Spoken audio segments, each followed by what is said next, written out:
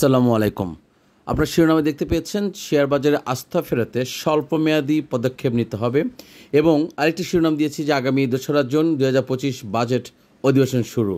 কেমন হবে আমাদের বাজেট?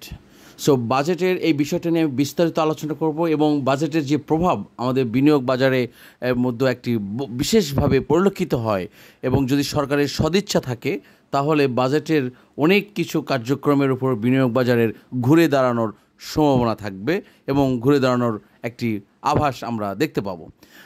আজকে বাজারের অনেক ছন্দপতন হয়েছে, অনেক অনেক চেষ্টা করেছে বাজারের কাছে ঘুরে দাঁড়ানোর জন্য।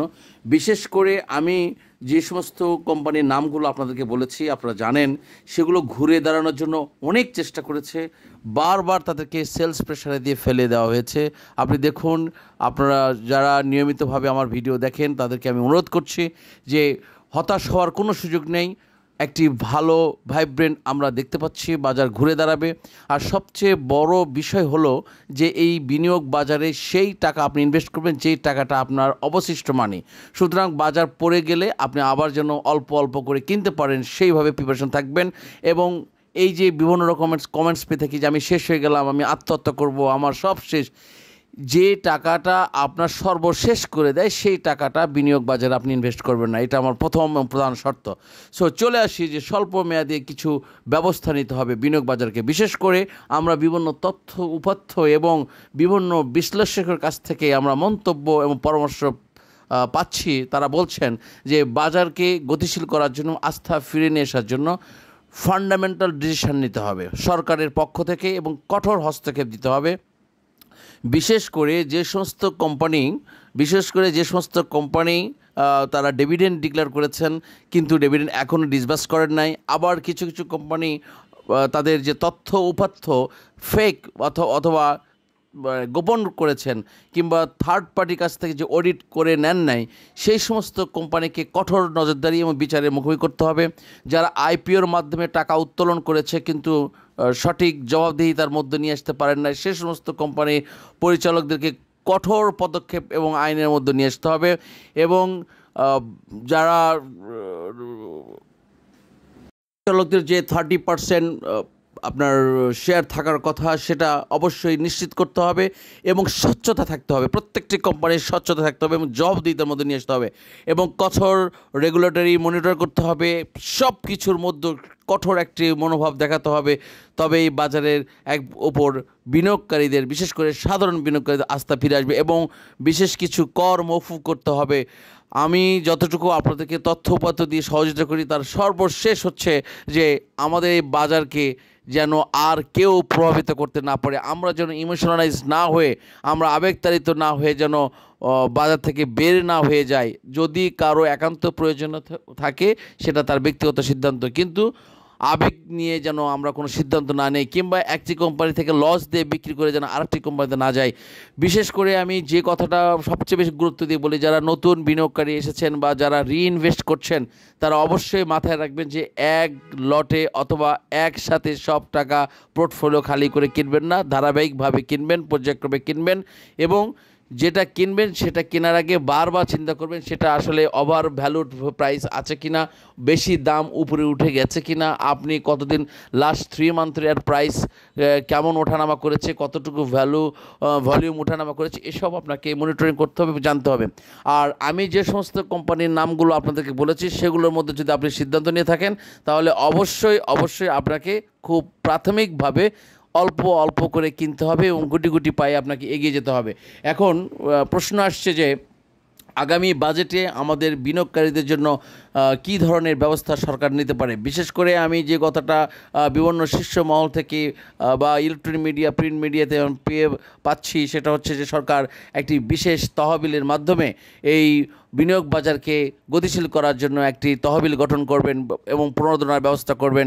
বিশেষ করে বাংলাদেশ ব্যাংকের গভর্নর তিনি অলরেডি ঘোষণা দিয়েছেন যে দুর্বল ব্যাংকগুলোকে তিনি সবল করার চেষ্টা করবেন এবং আরও যেসব কোম্পানি দুর্বল রয়েছে সেই কোম্পানিগুলোকে সবল করার জন্য রাষ্ট্রীয়ভাবে অনেক চিন্তা ভাবনা করছেন এবং বাজারকে গতিশীল করার জন্য রাষ্ট্রায়ত্ত কোম্পানিগুলোকে এই বাজারে নিয়ে আসার জন্য সর্বাত্মকভাবে ব্যবস্থা নেওয়া হয়েছে এবং স্ব মন্ত্রণালয়ে বিএসইসি থেকে চিঠি দিয়ে তাদের যে কার্যপদ্ধতি, কর্মপরিকল্পনা, সিদ্ধান্ত এসব জানানো হয়েছে এবং অচিরেই সে সমস্ত কাজগুলো সম্পাদন হয়ে গেলেই এই কোম্পানিগুলো বাজারে যখন ফিরে আসবে তখন বাজার অবশ্যই গতিশীল হবে।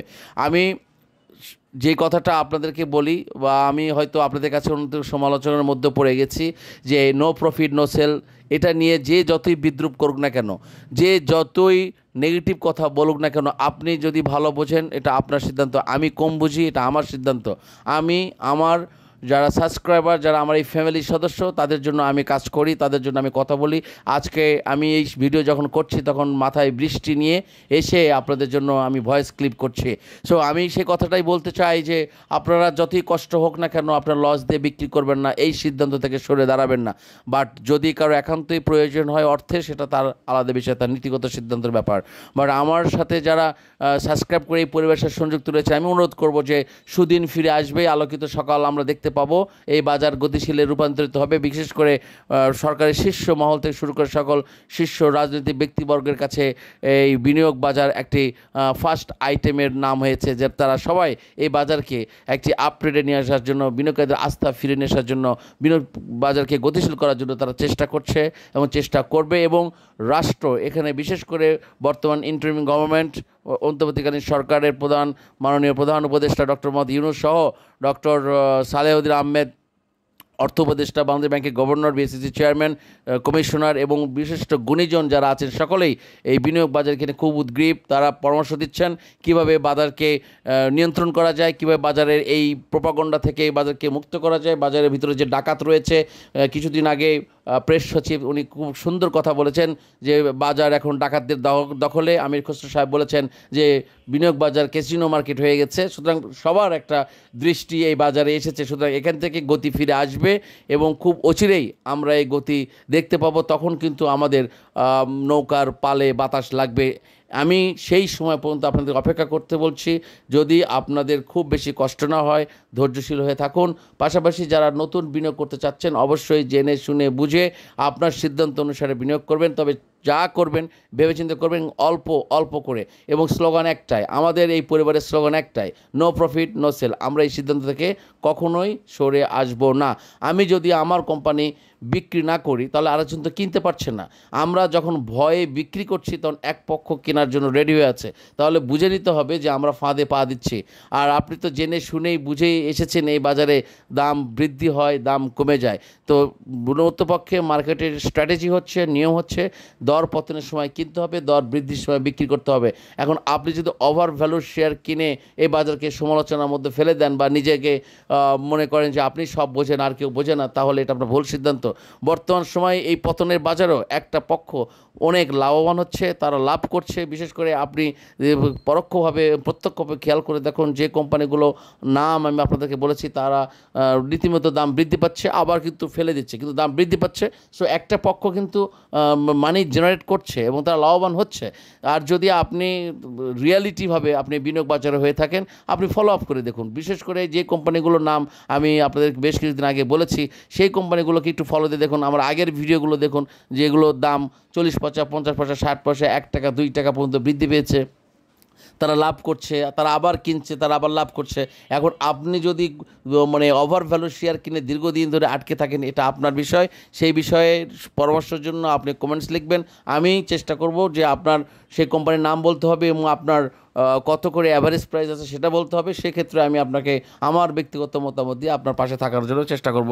বাট আজকে আমি এই পর্যন্ত রাখছি। সকলের জন্য শুভকামনা রইল।